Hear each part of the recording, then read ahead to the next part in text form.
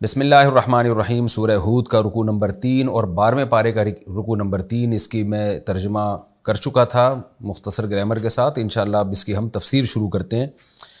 اعوذ باللہ من الشیطان الرجیم، بسم اللہ الرحمن الرحیم۔ وَلَقَدْ أَرْسَلْنَا نُوحًا إِلَىٰ قَوْمِهِ إِنِّي لَكُمْ نَذِيرٌ مُّبِينٌ۔ اس سے پہلے سورہ ہود میں اللہ نے عقلی دلائل دیے تھے قرآن کے برحق ہونے کے، اور مثل الفریقین کالاعمی والاصم والبصیر والسمیع، ایک مثال دی گئی تھی۔ دو طرح کے لوگ ہیں دنیا میں، ایک اندھے اور بہروں کی طرح چلتے ہیں اور ایک بینا ہوتے ہیں اور سننے کی صلاحیت رکھتے ہیں۔ اب قرآن پچھلے پیغمبروں کے واقعات سنا رہا ہے کہ تم ان واقعات سے بھی تمہیں اندازہ ہو جائے گا کہ پیغمبروں کا اور ان کے ساتھ ایمان لانے والوں کا جو کلام ہوتا تھا غیر مسلموں کے ساتھ، اور وہ جو قوم کے بدبخت لوگ آگے سے جواب دیتے تھے، ان جوابوں سے تمہیں اندازہ ہو جائے گا کون اندھے اور بہرے بن کے زندگی گزار رہا تھا اور کون بصیرت کے ساتھ زندگی گزار رہا تھا۔ قرآن کہتا ہے وَلَقَدْ أَرْسَلْنَا نُوحًا إِلَىٰ قَوْمِهِ، البتہ تحقیق ہم نے نوح کو بھیجا ان کی قوم کی طرف۔ إِنِّي لَكُمْ نَذِيرٌ مُّبِينٌ، نوح علیہ السلام نے اپنی قوم سے کہا بے شک میں تمہارے لیے ایک واضح ڈرانے والا ہوں۔ اللہ تعبدوا الا اللہ، کہ تم عبادت مت کرو سوائے اللہ کی، اللہ کے سوا سب کو چھوڑ دو۔ انی اخاف علیکم عذاب یوم علیم، میں ایک دردناک دن کے عذاب کا تم پہ خوف رکھتا ہوں۔ فقال الملأ الذین کفروا من قومہ، نوح علیہ السلام کی قوم میں جو سردار لوگ تھے انہوں نے کہا ما نراک الا بشرا مثلنا، ہم نہیں سمجھتے مگر آپ کو اپنے جیسا ایک انسان، تو ہماری طرح کے انسان ہیں، آپ کیسے نبوت کا دعویٰ کر رہے ہیں کہ اللہ نے آپ کو نبی بنا دیا۔ وَمَا نَرَاكَ اتَّبَعَكَ إِلَّا الَّذِينَ هُمْ أَرَاذِلُنَا،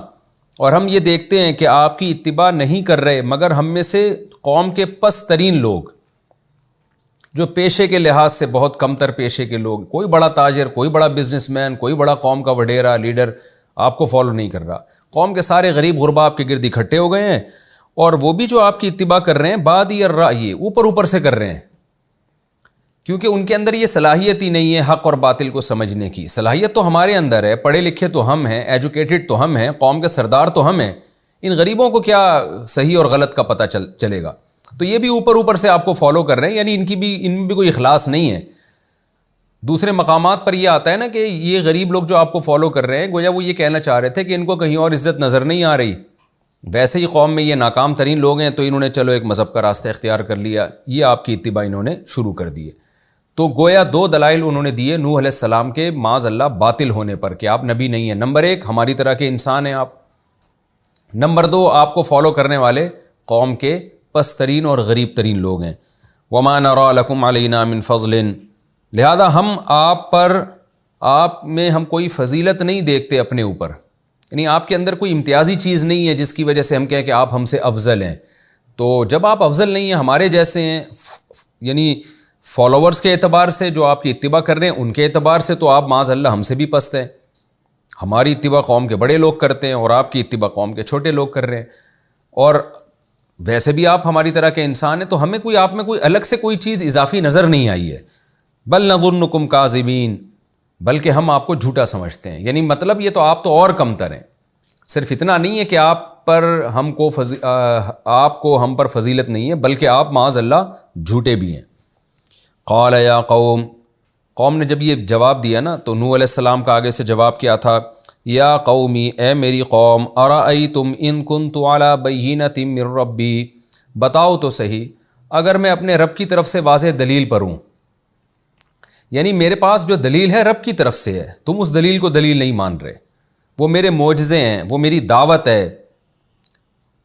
کہ وہ دعوت کتنی سچی ہے، تو یہ دلیل میرے پاس میرے رب کی طرف سے ہے۔ وآتانی رحمتا من عنده، اور اس نے اپنی طرف سے مجھے رحمت بھی دے دی، نبوت بھی دے دی۔ فعمیت علیکم، اور وہ تم پر اندھی کر دی گئی ہے، تمہیں وہ دلائل نظر نہیں آ رہے، تم صرف اس چیز کو دیکھ رہے ہو کہ قوم کے کم تر لوگ مجھے فالو کر رہے ہیں، اور وہ بھی خود ایک جھوٹا دعویٰ کر رہے ہو کہ یہ دلیل کی بیس پہ فالو نہیں کر رہے، بلکہ یہ تو سرسری طور پر ان کو آپ میں کامیابی نظر آ رہی ہے، سرسری غور کیا ہے انہوں نے، کوئی ڈیپلی جا کے انہوں نے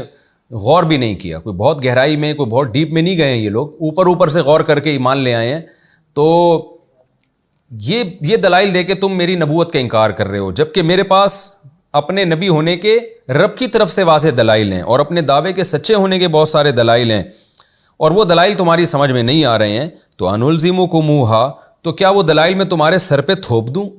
وانتم لہا کارہون، جبکہ تم ان دلائل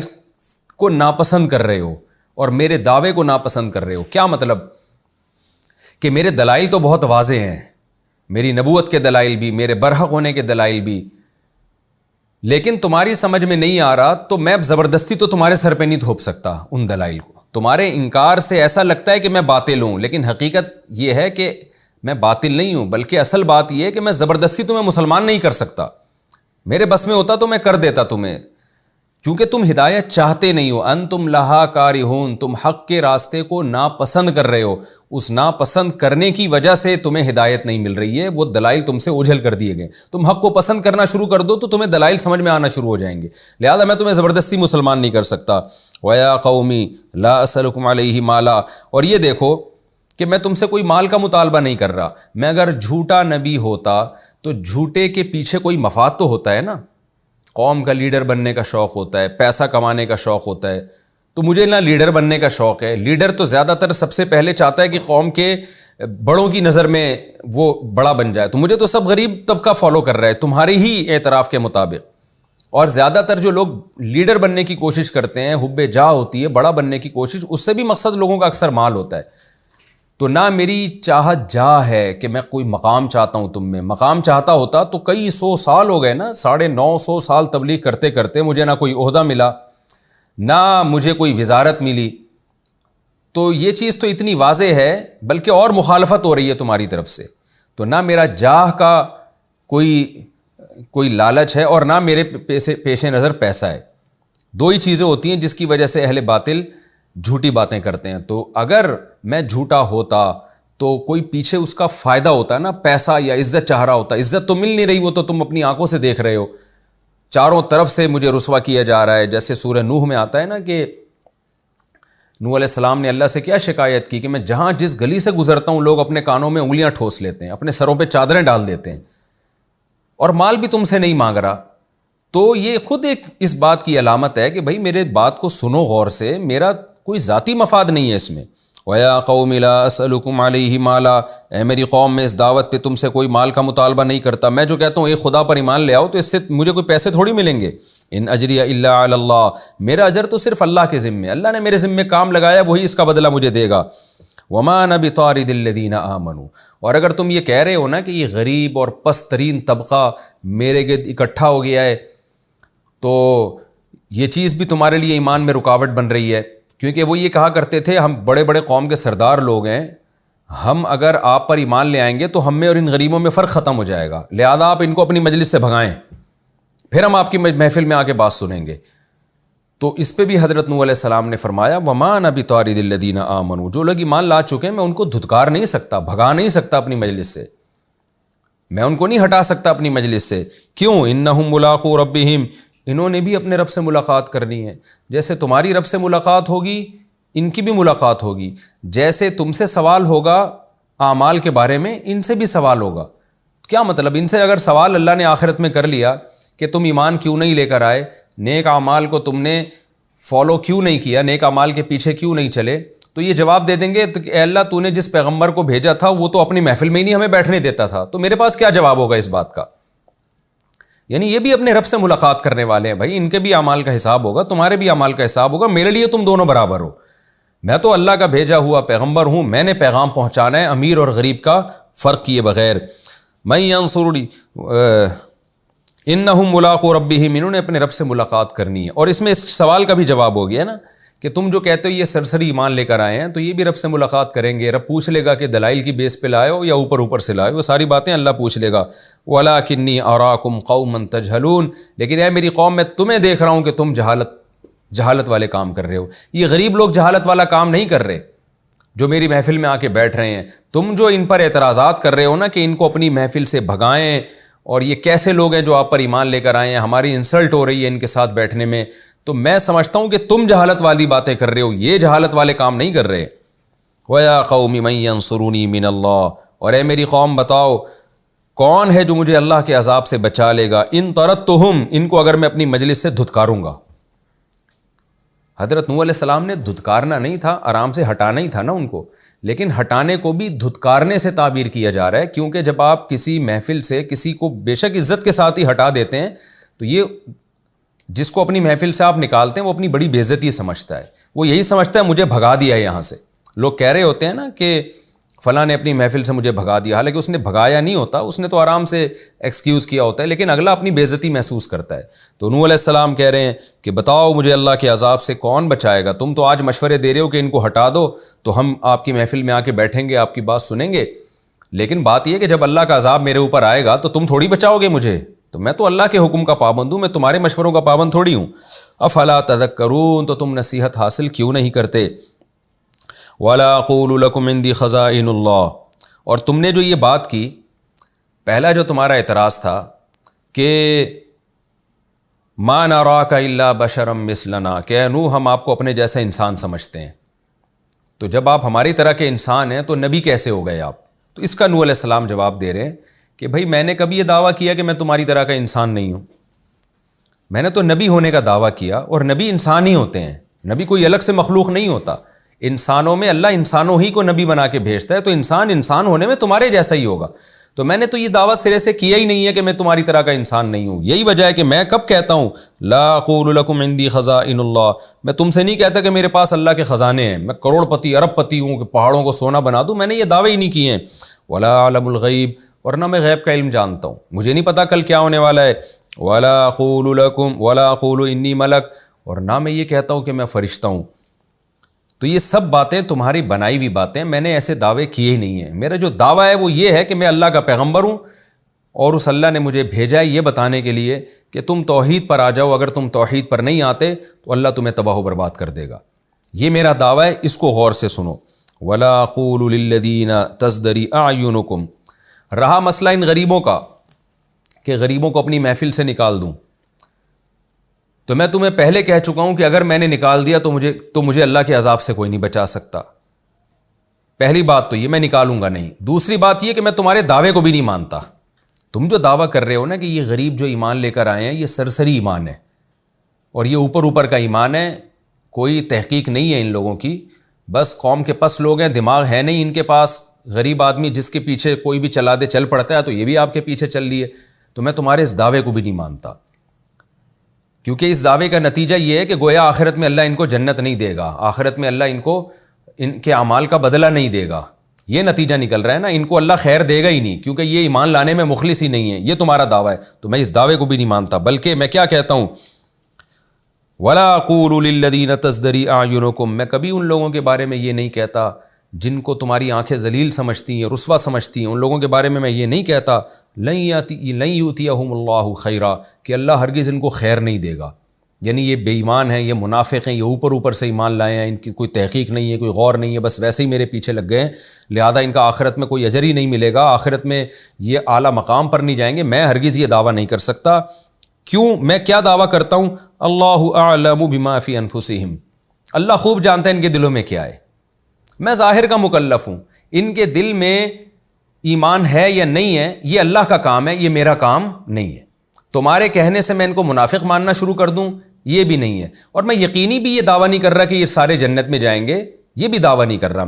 میں یہ کہتا ہوں اللہ اعلم بما فی انفسہم، ان کے دلوں میں کیا ہے وہ اللہ خوب جانتا ہے، میں دلوں کا مکلف نہیں ہوں، میری مجلس میں جو آئے گا میری بات سنے گا، میں امیر اور غریب کا فرق کیے بغیر اس کو اسلام کی دعوت دوں گا، میں اس کو اللہ کی دعوت دوں گا۔ دل کیا ہے یہ اللہ کے سپرد کرنا ہے۔ اس کی مثال ایسے جیسے کوئی تم سرداروں میں سے اگر کوئی میرے پاس آ کے ایمان قبول کر لے تو میں اس کو بھی تو گلے لگاؤں گا نا، حالانکہ خطرہ تو یہ ہے کہ اس بات کا بھی امکان ہے کہ ہو سکتا ہے وہ جھوٹا ہو، وہ منافق ہو، اس بات کا بھی تو امکان ہے۔ تو جیسے امیر کے بارے میں مجھے یہ تحقیق کی اجازت نہیں ہے کہ وہ دل سے ایمان لایا ہے یا اوپر سے، تو غریب کے بارے میں مجھے یہ تحقیق کی اجازت نہیں ہے کہ وہ دل سے ایمان لایا ہے یا اوپر سے، ورنہ اللہ مجھ سے پوچھے گا کہ تو اس دعوت میں امیر اور غریب کا فرق کیوں کر رہا ہے۔ تو اللہ اعلم بما فی انفسہم، اللہ ہی جانتا ہے ان کے دلوں میں کیا ہے. انی اذا لمن الظالمین، اگر میں نے ایسا کر لیا کہ ان کو اپنی مجلس سے نکال دیا یا ان کے بارے میں وہی فتوے دینا شروع کر دیے جو تم دیتے ہو کہ یہ اوپر اوپر سے ایمان لائے ہیں، عزت چاہتے ہیں، اصل میں معاشرے میں سوسائٹی میں ان کو عزت نہیں مل رہی، تو میرے پاس بیٹھ کے تھوڑی سی ان کو پیار محبت کی باتیں مل جاتی ہیں تو اس چکر میں آ رہے ہیں میرے پاس، تو اگر میں اس طرح کی باتیں شروع کر دوں تو میں بڑے ظالموں میں سے ہوں گا. قالوا یا نوح، کتنے معقول جواب تھے نوح علیہ السلام کے. قوم آگے بدبخت کیا جواب دیتی ہے، کیونکہ قرآن نے تو اس قصے کو مختصر بیان کیا نا. دوسرے مقام پہ ہمیں قرآن سے پتہ چلتا ہے یہ اس قسم کی ڈیبیٹ ان میں 950 سال ہوئی ہے، 950 سال تک اسی طرح کی بحثیں ہوتی رہی ہیں. تو آخر میں جب دلائل کی دنیا میں قوم عاجز آ گئی کہ ہم جب اعتراض کرتے ہیں نوح کے پاس اس کا جواب ہوتا ہے، تو قوم جواب میں کیا کہتی ہے، یا نوح، اے نوح، قد جادلتنا، تو نے ہم سے بڑا جھگڑا کر لیا ہے، فاکثرت جدالنا، تو ہمارے جھگڑے کو تو نے بہت زیادہ کر دیا، یعنی بڑا طویل عرصہ گزر گیا ایک ہی بحث پہ ہم آئے ہیں، تو اپنے دلائل دیتا ہے ہم اس پہ رد کرتے ہیں. اب ایسا کر، دلائل کی دنیا کو چھوڑ، بحث مباحثے کو چھوڑ، کیا کر، فاتنا بما تعیدنا، جس عذاب کا تو ہم سے وعدہ کر رہا ہے وہ عذاب لے آ، بس تو چھوڑ دے، بہت ہو گیا ہم سنتے سنتے عذاب آئے گا، وہ عذاب لے آ. ان کنت من الصادقین، اگر تو سچوں میں سے ہے. دیکھیں نوح علیہ السلام کی دعوت کتنی کلیئر تھی، انہوں نے ایسے موقع پہ بھی نہیں کہا بس کل عذاب آ رہا ہے. کیوں؟ نوح علیہ السلام کا دعویٰ یہ تھا میں عالم الغیب نہیں ہوں، میرا کام ہے پیغام پہنچانا. بھی بڑی بات ہوتی ہے،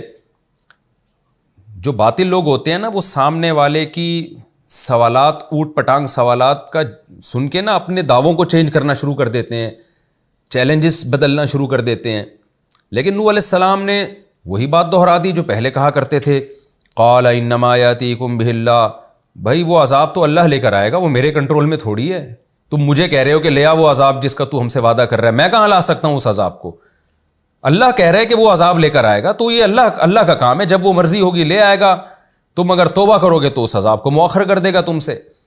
تو میرے بس میں نہیں ہے اس عذاب کا لے آنا. انشاء، اگر وہ چاہے گا، نہیں چاہے گا تو وہ عذاب نہیں لے کر آئے گا، آخرت کے لیے مؤخر کر دے گا، وہ دردناک عذاب آخرت میں ہو جائے گا، یہ اللہ کی مرضی ہے. وما انتم بمعجزین، میں صرف اتنی بات جانتا ہوں کہ اگر اللہ عذاب لے آیا تو تم اس اللہ کو ہرا نہیں سکتے ہو. پھر نوح علیہ السلام افسوس کے ساتھ کہنے لگے کہ تم عذاب کے مطالبے کر رہے ہو، میں تمہاری خیر خواہی کی باتیں کر رہا ہوں، تمہیں عذاب سے بچانے کی کوشش کر رہا ہوں، لیکن ہو کیا رہا ہے، وَلَا يَنفَعُكُمْ نُصْحِي، میری خیر خواہی اور میری نصیحتیں تمہیں فائدہ نہیں پہنچا رہی. ان اردت ان انصح لکم، اگر میں ارادہ کر بھی رہا ہوں کہ تمہاری خیر خواہی چاہوں، تمہاری خیر خواہی کا میں نے ارادہ کیا ہوا ہے کہ تمہارا بھلا ہو جائے، اس کے باوجود میرے ارادے سے کوئی فائدہ نہیں ہو رہا. میری تو خواہش ہے کہ زبردستی سارے مسلمان ہو جائیں، لیکن میرے اس چاہنے سے میری نصیحت تمہیں فائدہ نہیں پہنچا رہی. کیوں نہیں پہنچا رہی؟ ان کان اللہ یرید ان یغویکم، اگر اللہ یہ چاہتا ہے کہ تمہیں گمراہ کر دے، یعنی ایسا لگتا ہے کہ میری تو پوری کوشش ہے، چاہتے بھی ہیں کہ تم سب مومن ہو جاؤ، عذاب سے بچ جاؤ، لیکن تمہاری باتوں سے ایسا لگ رہا ہے کہ اللہ تمہاری ہدایت نہیں چاہتا. اور ظاہر ہے اللہ کیوں نہیں چاہتا، اس کا قرآن میں جگہ جگہ جواب ہے کہ جو قوم جب گناہوں کی حدود کو کراس کر لیتی ہے نا، ایک حد تک جاتی ہے، تو پھر اللہ اسے ہدایت کی توفیق ہی سلب کر لیتے ہیں. تو اگر اللہ ہی نہیں چاہتا تمہیں سیدھے راستے پہ چلانا تمہاری یعنی بدعمالیوں کی وجہ سے، تو میرا چاہنے سے تمہیں ہدایت نہیں مل سکتی، میں نے تو پوری کوشش کر لی ہے. ہوا ربکم، وہ تمہارا رب ہے، اسی نے تمہیں پیدا کیا. وَإِلَيْهِ تُرْجَعُونَ، اور اسی کی طرف تم لوٹ کر جاؤ گے. ام یقولون افتراہ، قرآن کہتا ہے اے نبی، یہ اس کو کہتے ہیں جملہ معترضہ. ٹاپک سے ہٹ کے قرآن بعض دفعہ بیچ میں آیتیں لے آتا ہے، کیونکہ شیطان بار بار وصف سے ڈال رہا ہوتا ہے کہ محمد صلی اللہ علیہ وسلم نے یہ معاذ اللہ گھڑ تو نہیں لیا کہیں، اپنی طرف سے تو یہ واقعہ نہیں بتا رہے. تو قرآن درمیان میں ایک آیت لے کر آیا، ام یقولون افتراہ، اے نبی کیا یہ چیزیں گھڑ لی ہیں آپ نے؟ یہ جو واقعہ آپ سنا رہے ہیں، ام یقولون، کیا یہ لوگ یہ کہتے ہیں کہ یہ گھڑا ہوا واقعہ ہے؟ گھڑی ہوئی چیز اتنے کانفیڈنس کے ساتھ اتنے خوبصورت انداز میں بیان نہیں کی جا سکتی. اور اسی نوح علیہ السلام کے واقعے کے آخر میں قرآن ایک اور بات کہے گا، وہ یہ کہے گا تلک من انباء الغیب نوحیھا الیک، غیب کی خبریں جو ہم آپ کو بتا رہے ہیں. اور اگر یہ گھڑا ہوا واقعہ ہوتا تو تورات اور انجیل میں کیوں ہوتا؟ پچھلی آسمانی کتابوں میں بھی یہی واقعہ لکھا ہے، اور ان آسمانی کتابوں کو نبی نے پڑھا نہیں ہے. تو یہ کیسے ہو سکتا ہے کہ جو شخص نہ لکھنا جانتا ہو نہ پڑھنا جانتا ہو، نہ یہود و نصارہ کے ساتھ اس کا میل جول ہو، وہ مکہ میں بالکل الگ تھلگ ان قوموں سے زندگی گزار رہا ہو، وہ پورا واقعہ بعینہ ہی اسی طرح سے بیان کرنا شروع کر دے جس طرح تورات میں بھی ہے، جس طرح انجیل میں بھی ہے، یہ ممکن نہیں ہے۔ یہ اس کی علامت ہے کہ یہ واقعہ گھڑا ہوا نہیں ہے۔ گھڑا ہوا واقعہ تو ہر آدمی اپنا الگ واقعہ بیان کر رہا ہوتا ہے۔ آج بھی تورات اور انجیل میں آپ اٹھا کے دیکھیں گے تو آپ کو نوح علیہ السلام کا واقعہ اسی طرح نظر آئے گا جس طرح سے قرآن بیان کر رہا ہے۔ ام یقولون افترا، یہ کہتے ہیں انہوں نے گھڑ لیا ہے۔ قل ان افتریتہ، ان سے کہہ دیجئے کہ اگر میں نے یہ گھڑ لیا ہے فعلی اجرامی، تو میرا جرم میرے ہی گلے پڑے گا۔ وانا بریء مما تجرمون، جیسے تم جو جرم کر رہے ہو اس کی سزا مجھے نہیں ملے گی، تو میرے گناہوں کی سزا تمہیں نہیں ملے گی۔ یہ دلیل سے جواب نہیں ہے، یہ الزامی جواب کہلاتا ہے کہ جیسے ہم کہہ رہے ہوتے ہیں نا کہ ٹھیک ہے بیٹا اگر تم سمجھتے ہو نا میں ابھی بھی غلط کہہ رہا ہوں، تو جیسے تمہارے جرم کی سزا تمہیں نہیں ملے گی، میرے جرم کی تمہیں نہیں ملے گی، مجھے ہی ملے گی، تو یعنی تمہارے جرم کی بھی تمہیں ملے گی، مطلب یہ ہے۔ تو سوچ سمجھ کے یہ دعویٰ کرو، کیونکہ ہر آدمی اپنے عمل کا جواب دے ہوگا، تو یہ دعویٰ کرنے سے پہلے سوچ لیا کرو۔ یہ ہمارا رکوع کمپلیٹ ہوا اور اس میں اگلا رکوع بھی اسی کے ساتھ ہم مرج کر دیتے ہیں، ورنہ اس رکوع کی تفسیر بالکل ادھوری ہوگی۔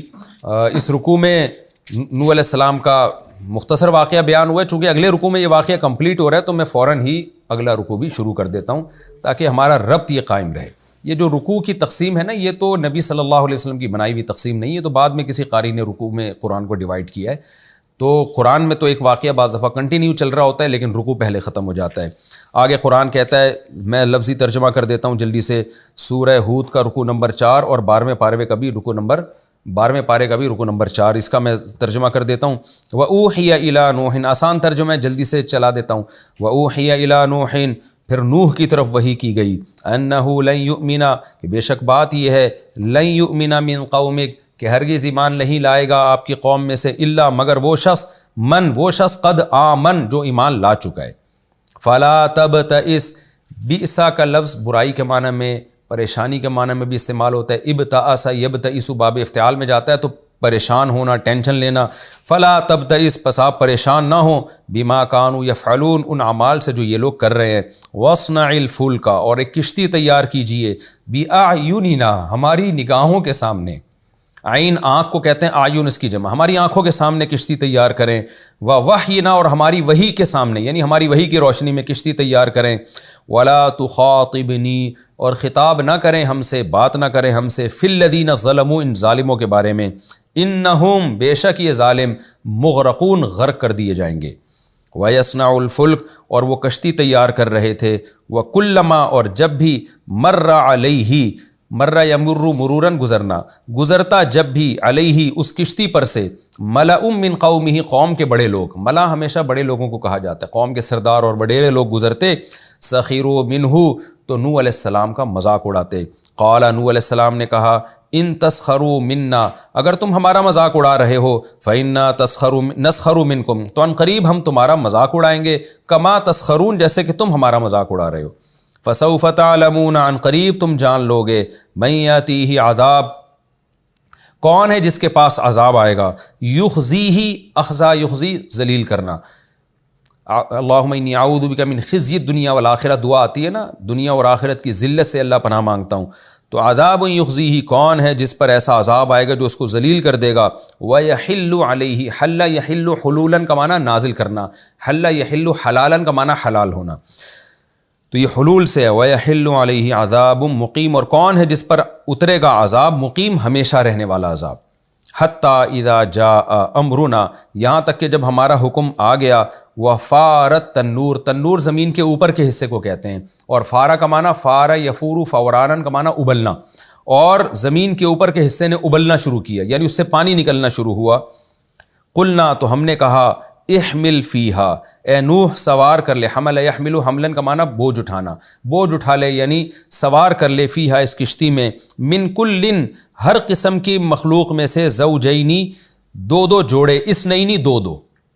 یعنی نر مادہ جوڑے جانوروں کے اس میں آپ رکھ لیں، وَأَهْلَكَ، اور اپنے اہل و عیال کو بھی اس میں سوار کر لیں، الا مگر وہ، من سبق علیہ القول، جس پر اللہ کا قول سبقت لے جا چکا ہے۔ وہ قول کیا ہے کہ اس نے ایمان نہیں لے کر آنا۔ کچھ لوگ ایسے ہیں آپ کے اہل و عیال میں جن کے بارے میں اللہ کا قول یہ لکھا جا چکا ہے کہ یہ بے ایمان ہو کر ہی مرے گا، اس نے ایمان نہیں لے کر آنا، تو ان کے علاوہ میں آپ سب کو، اپنے اہل و عیال کو، جانوروں کو، ومن آمنا، اور ہر اس شخص کو سوار کر لیں جو ایمان لا چکا ہے، وما آمن معہ، اور نوح علیہ السلام پر ایمان نہیں لایا نوح علیہ السلام کے ساتھ، الا قلیل، مگر بہت تھوڑے لوگ، وقال، اور اللہ نے کہا، ارکبوا فیہا، اس کشتی میں سوار ہو جاؤ،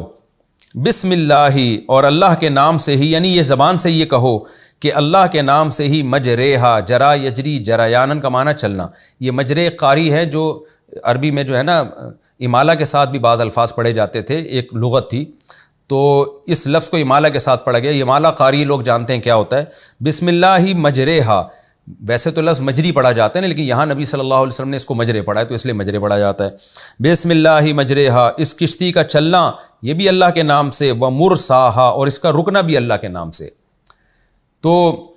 ان ربی، بے شک میرا رب، لغفور، بہت زیادہ مغفرت کرنے والا، رحیم، اور معاف کرنے والا ہے، وہی تجری بہم، اور یہ کشتی چل رہی تھی، بہم، ان کو لے کر، فی موجن، بڑی موج میں، جو موج کہتے ہیں جو لہریں ہوتی ہیں، کل جبال، پہاڑوں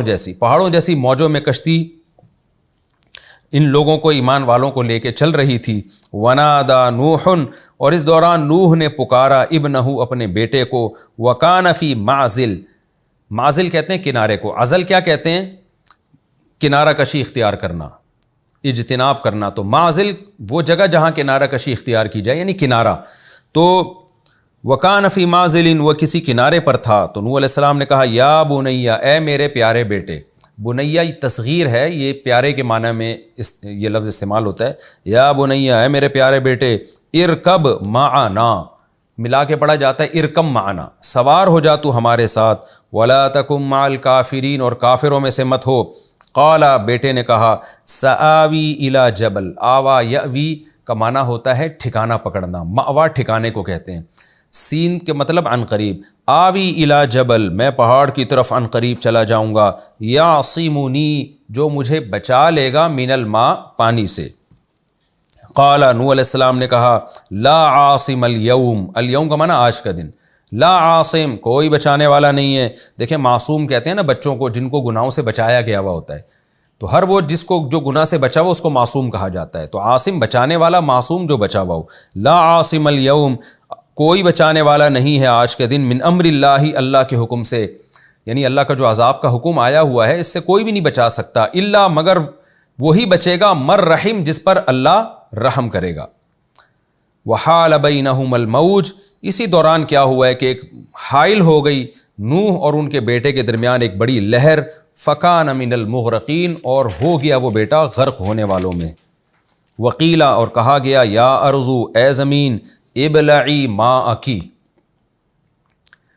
اپنے پانی کو نگل جا، بلع یبلع کا معنی ہوتا ہے ایک گھونٹ، جب ہم نگلتے ہیں نا، ایک ہوتا ہے پینا، ایک ہوتا ہے نگلنا، تو انسان جب گھونٹ گھونٹ کر کے کوئی چیز نگل رہا ہو تو اس کے لیے لفظ استعمال ہوتا ہے، ابلعی ماءکی، اپنے پانی کو نگل جا، ویا سماء، اور اے آسمان، اقلعی، اس پانی کو اکھاڑ دے، یعنی تھم جا، قلع یقلع کا معنی ہوتا ہے اکھاڑ دینا، ہم کہتے ہیں نا فلاں علاقے کا قلع قما کر دیا، یا اس کے قلع قما کر دیا، یہ لفظ اردو میں بھی استعمال ہوتا ہے، اکھاڑ پھینکا اس کو، تو اے آسمان تو پانی کو اکھاڑ دے، یعنی اپنے آپ سے ہٹا دے اس پانی کو، وغیظ الماء، اور پانی کو خشک کر دیا گیا، وقضی الامر، اور فیصلہ چکا دیا گیا، واستوت علی الجودی، استوا یستوی کا معنی قرار پکڑنا، اور کشتی نے قرار پکڑا جودی پہاڑ پر، جودی اس کوئی بڑا پہاڑ تھا اس کا نام تھا، اس پر کشتی نے قرار پکڑا، وقیلا، اور کہا گیا، بعدا للقوم الظالمین، ظالم قوم کے لیے اللہ کی رحمت سے دوری ہے، یہ بعدن کا لفظ لعنت کے معنی میں استعمال ہوتا ہے، جو ظالمین پر تھے ان پر اللہ کی لعنت، ونادى نوح ربہ، اور نوح علیہ السلام نے اپنے رب کو پکارا، فقال، اور کہا، ربی، اے میرے رب، ان ابنی، بے شک میرا بیٹا، من اہلی، میرے اہل میں سے ہے، وَإِنَّ وَعْدَكَ الْحَقُّ، اور بے شک تیرا وعدہ سچا ہے، وَأَنْتَ أَحْكَمُ الْحَاكِمِينَ، اور تو فیصلہ کرنے والوں میں سب سے بہترین فیصلہ کرنے والا ہے، تفسیر میں انشاءاللہ اس کا مطلب بتاؤں گا، قال یا نوح، اللہ نے کہا، اے نوح، انہ لیس من اہلک، یہ تیرے اہل میں سے نہیں ہے، انہ عمل، بے شک یہ ایک ایسا عمل ہے، یعنی ایک ایسے عمل والا ہے، غیر صالح، جو عمل ٹھیک نہیں تھا، یہ برے عمل والا تھا، فلا تسألنی، یہاں یا حذف ہے، تسألنی، پس تو مجھ سے سوال نہ کر، ماں ایسی چیز کا، لیس لی بہ علم، لیس لک بہ علم، جس کا تیرے پاس کوئی علم نہیں ہے، یعنی ایسا سوال جس سوال کے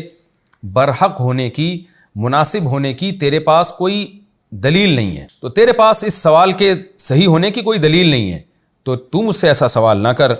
انی اعیذک، اعیذ اصل میں تھا اوعظ، وعظ یعظ، یوعظ یعنی نصیحت کرنا، میں تجھے نصیحت کر رہا ہوں، ان تکون من الجاہلین، کہ کہیں تو جاہلین میں سے نہ ہو جائے، یعنی یہاں لا محذوف ہے کہ مبادا کہیں تو جاہلین میں سے ہو جائے، نا سمجھو میں سے ہو جائے، اس لیے میں تجھے نصیحت کر رہا ہوں۔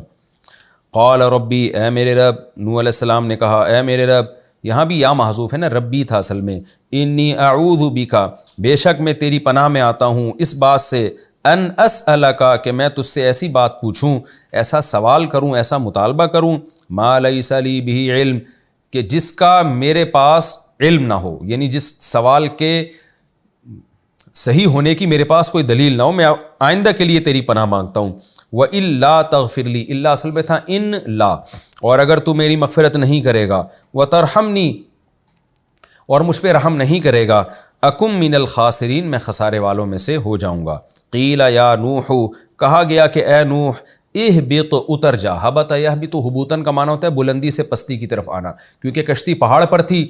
تو اللہ نے اب حکم دیا کہ اس پہ زمین پہ نیچے کی طرف آپ اتر جائیں، بسلام منا، سلامتی کے ساتھ، وہ سلامتی جو میری طرف سے بھی ہے، وبرکات،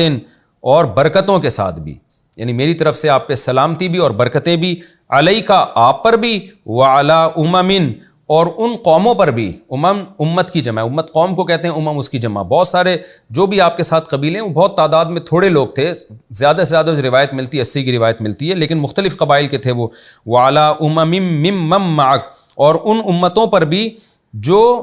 ان لوگوں میں سے ہیں، من معک، جو آپ کے ساتھ ہیں، تو وہ لوگ جو آپ کے ساتھ ہیں ان لوگوں میں سے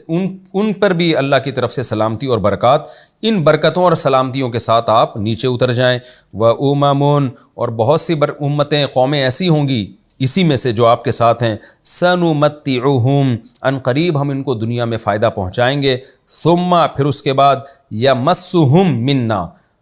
ان کو پہنچے گا ہماری طرف سے عذاب علیم، دردناک عذاب، یعنی ان میں سے آگے چل کے ایسی نسلیں پیدا ہوں گی جن پر برکتیں نہیں ہوں گی بلکہ ان کو بھی ہماری طرف سے عذاب پہنچے گا۔ تلک من انباء الغیب، یہ غیب کی خبریں ہیں، نوحیہا الیک، اے محمد صلی اللہ علیہ وسلم، یہ خبریں ہم آپ کی طرف وحی کر رہے ہیں، ما کنت تعلمھا انت، نہیں جانتے تھے انت، آپ بھی، ان خبروں کو، ولا قومک، اور نہ آپ کی قوم جانتی تھی، عرب تو جانتے ہی نہیں تھے، تورات اور انجیل تو پورا عرب ہی نہیں جانتا تھا نا، وہ جو مکہ میں رہتے تھے، نہ آپ جانتے تھے اور نہ آپ کی قوم ان واقعات کو جانتی تھی، من قبل ھذا، اس سے پہلے، ہمارے بتانے سے پہلے، فاصبر، پس آپ صبر کیجئے، ان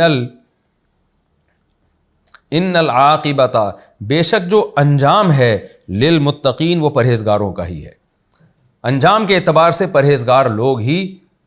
انہی کی فتح ہوگی۔ یہ ہمارا رکوع، اس کا بھی لفظی ترجمہ ہو گیا، اب میں جلدی سے انشاءاللہ اس کی تفسیر کی طرف چلتا ہوں۔ وَأُوحِيَ إِلَىٰ نُوحٍ أَنَّهُ لَن يُؤْمِنَ مِن قَوْمِكَ إِلَّا مَن قَدْ آمَنَ، قرآن کہتا ہے نوح علیہ السلام کی طرف وحی کی گئی کہ جتنے لوگوں نے ایمان لانا تھا لا چکے، اب مزید کوئی شخص ایمان نہیں لے کر آئے گا۔ قوم نے مطالبہ کیا نا کہ آپ وہ عذاب جو برحق ہے تو لے آئے نا، تو نوح علیہ السلام نے کیا جواب میں کہا تھا، پچھلے رکوع میں کیا تھا کہ بھائی وہ تو اللہ کی مرضی ہے، جب لانا چاہے گا لائے گا، نہیں لانا چاہے گا نہیں لائے گا، میں تو پہنچانے والا ہوں۔ تو پھر قرآن نے وحی کی کہ اے نوح، جتنے لوگوں نے ایمان لانا تھا لا چکے ہیں، مزید کوئی شخص ایمان نہیں لے کر آئے گا، فلا تبتئس بما کانوا یفعلون، اب جو کچھ یہ لوگ کر رہے ہیں اس پہ آپ پریشان نہ ہو۔ کیا مطلب؟ اب آپ کی ذمہ داری ختم، آپ کا تبلیغ کا فریضہ ادا ہو چکا ہے، اب ہم پہلے ہی بتاتے ہیں کوئی ایمان نہیں لے کر آئے گا، اس سے پہلے تو امکان تھا نا ایمان لانے کا، لہذا آپ نے تبلیغ بھی کرنی تھی، اب جب ہم نے آپ کو وحی کر دی ہے کہ مزید کسی کی قسمت میں ایمان لکھا ہوا ہی نہیں ہے، اب آپ پریشان نہ ہوں، اب اللہ کے ہاتھ میں معاملہ آ چکا ہے، جو اس نے فیصلہ کرنا ہوگا کرے گا۔ یہاں قرآن میں پوری بات نہیں ہے، دوسرے مقام پہ قرآن میں آتا ہے کہ جب اللہ نے یہ فیصلہ سنا دیا تو پھر نوح علیہ السلام نے بد دعا کی کہ اللہ جب کوئی شخص بھی ایمان نہیں لے کر آئے گا تو سورہ نوح میں آتا ہے کہ لا تذر علی الارض من الکافرین دیارا، جتنے زمین پر روئے زمین پر کافر ہیں ان میں سے کسی ایک کو بھی تو زندہ نہ چھوڑ،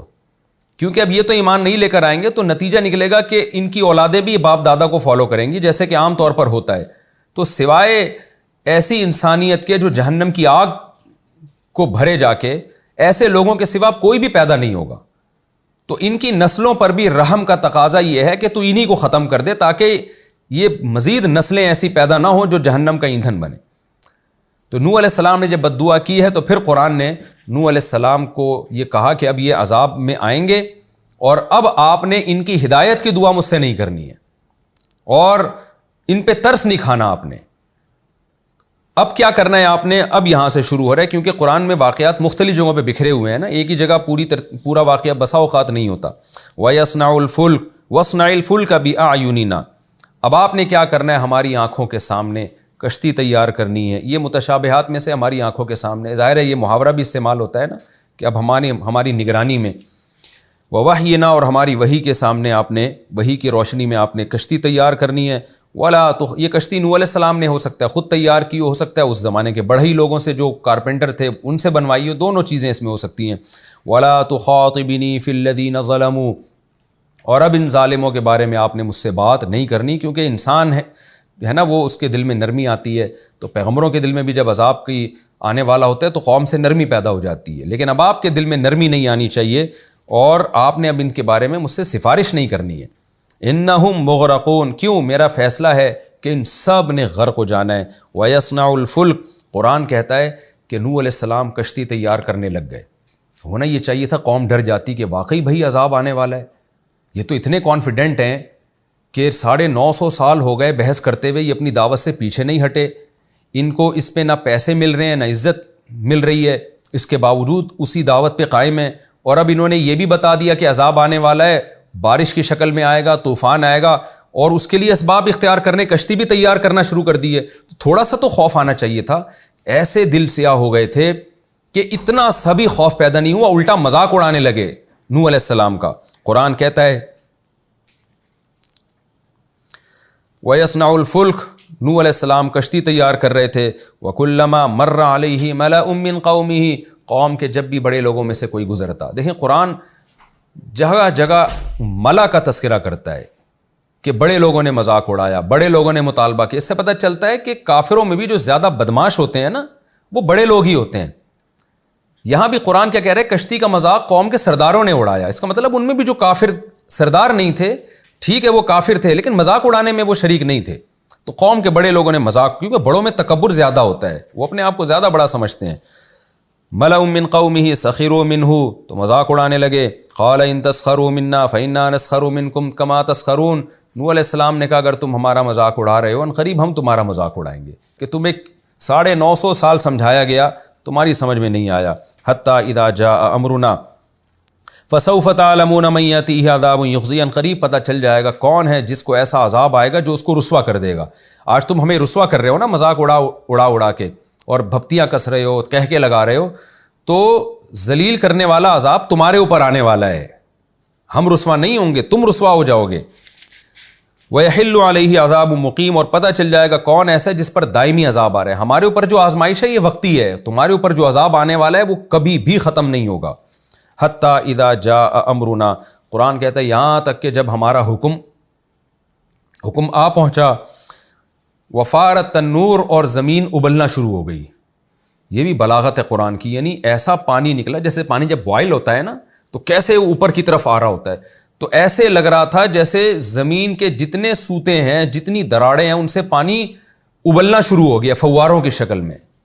یعنی ایسے پانی دھڑا دھڑ زمین سے اندر سے نکلنا شروع ہوا۔ اور قرآن کہتا ہے قُلْ نَحْمِلْ فِيهَا، جیسے ہی پانی زمین سے ابلنا شروع ہوا ہے تو ہم نے نوح سے کہا، دیکھیں زمین میں اکثر طوفان آتے ہیں آسمان سے، بارشیں برستی ہیں تو سیلاب آتے ہیں، ایسا نہیں ہوتا کہ چشمے اتنے زیادہ ابلنے شروع ہو جائیں کہ سیلاب آ جائے، لیکن قرآن کیا کہتا ہے؟ نوح علیہ السلام پر کی قوم پر جو عذاب آیا، اور راجح قول کے مطابق یہ پوری دنیا میں عذاب آیا تھا، تو آسمان سے بھی پانی برسنا شروع ہوا اور زمین کا پانی بھی ابلنا شروع ہو گیا، تو بہت تیزی کے ساتھ زمین میں پانی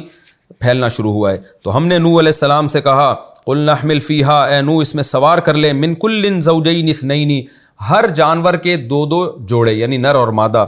واہلک اور اپنے اہل و عیال کو بھی، الا من سبق علیہ القول، ہاں وہ اہل و عیال میں وہ جس پر اللہ کا کلمہ پہلے سے ثابت ہو چکا ہے کہ یہ جہنم میں ہی جائے گا، جیسے نوح علیہ السلام کی بیوی تھی، ان کے بارے میں قرآن نے بتا دیا تھا کہ یہ ایمان نہیں لے کر آئے گی۔